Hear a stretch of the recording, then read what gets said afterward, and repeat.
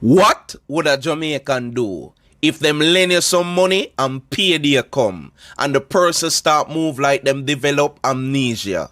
Because you know how it go. You lend them a little $20 or $50, pay they reach, and suddenly them quiet.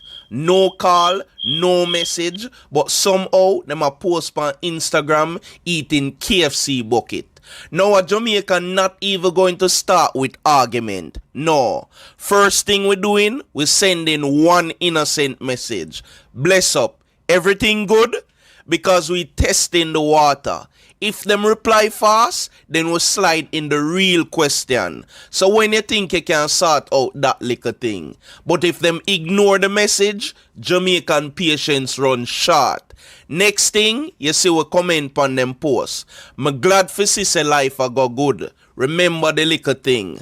Because one thing about Jamaicans, we might calm, but we not forget. As so it go, you tell me. Big up yourself.